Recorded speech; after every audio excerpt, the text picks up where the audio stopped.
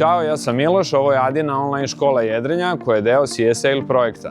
Cilj ovog serijala je da kreiramo bukvar koji će početnicima dati sigurnu i bezbednu polaznu tačku, a iskusnim jedriličarima literaturu koju se često mogu vraćati. Pa da počnemo. Tema ove lekcije je raspremanje jedrilica.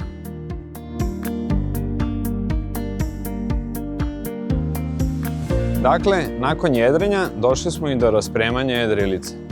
Raspremanje jedrilice nije toliko interesantno kao samo jedrenje, ali nam je izuzetno bitno. Ako dobro znamo da raspremimo jedrilicu, složimo sve kako treba, oprema će trajati duže. Pa da počnemo sa raspremanjem. Prvo ćemo spustiti glavno jedro.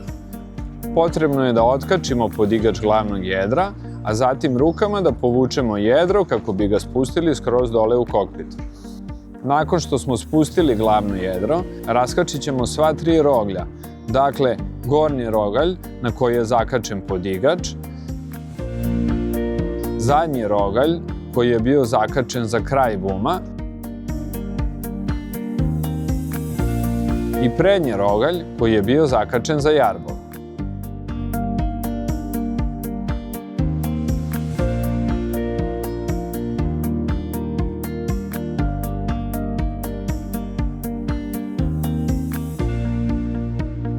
Da ne zaboravimo, pored čičak traka na donjim rogljevima jedra, imamo i sisteme Outhall i Cunningham. Sisteme je potrebno da obezbedimo, pogotovo kada je u pitanju Outhall, kako se kanap ne bi uvukao u bum. Kada smo jedro u potpunosti oslobodili, prelazimo na rolanje jedra. Jedra ne slažemo, već rolamo, kako ne bi pravili falte na jedrima. Na taj način jedra traju duže i pružaju bolje performanse. Bitno je da zapamtimo da neprijatelj opreme nije isključivo voda i vlaga, već i sunčevo zračenje. Čim završimo jedrenje i kada god jedrilicu ne koristimo, dobro je da jedra i ostalu opremu sklonimo sa sunca. Jedro rolamo od ozgo na dole. Na jedrilici Beneteau First 18 najbolje je da počnemo od gornjih lata i pokretima ka sebi rolamo jedro. Ovo jedro ima late cijelom svojom širinom, tako da je prilično lako da se rola čak i kad ste sami. Nakon što smo jedro srolali, ubacujemo ga u kabinu. Kako bismo učvrstili bum tokom perioda dok ne koristimo jedrilicu, poslužit ćemo se podigačem glavnog jedra kako bi bum držao u horizontalnom položaju. Podigač ćemo vezati za Outhall, a zatim ćemo pritegnuti škotu glavnog jedra i na taj način ćemo fiksirati bum da ne može ni gore, ni dole, ni levo, ni desno. Glavno jedro sakrili smo od sunca u našu kabinu, ali flok ostaje namotan na prednjoj stajli. Evo šta ćemo uraditi sa njim. Podigačem spinakera podići ćemo ciradu za flok i na taj način ćemo ga zaštititi od sunca.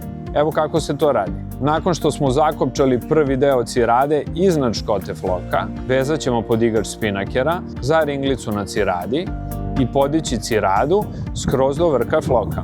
U isto vreme dok ciradu podižemo, zatvarat ćemo i ziper na njoj. Na ovaj način sačuvali smo flok od sunca.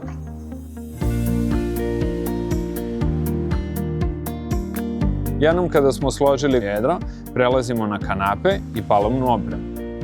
Racing kompjuter možemo isključiti i skloniti i staviti na bezbedno.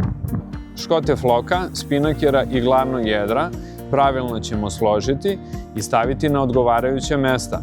Ukoliko imate kese za skladištenje kanapa, stavit ćete ih tamo. Ukoliko ne, okačit ćete ih već nekako da vise. Zašto volimo da kanapi vise, a ne leže na podu?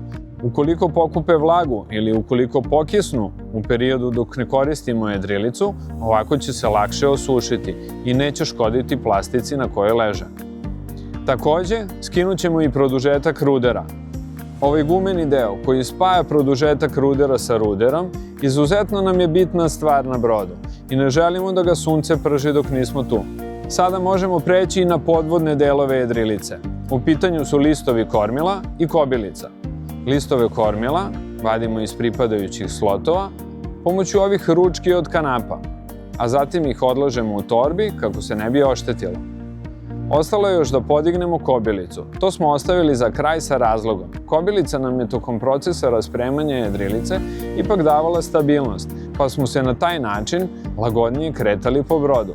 Da bismo podigli kobilicu, potrebno je da okrenemo štift u kontrastranu kako bi nam dozvolio da podižemo kobilicu i okrenemo ručicu vinča nekih 20 krugova dok ne osetimo da je kobilica skroz gore.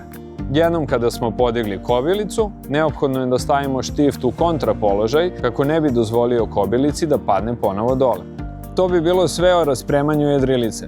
Imajte na umu da u velikoj meri dugotrajnost i pouzdanost vaše opreme zavisi upravo od toga. Do narednog viđenja, želimo vam dobar vetar.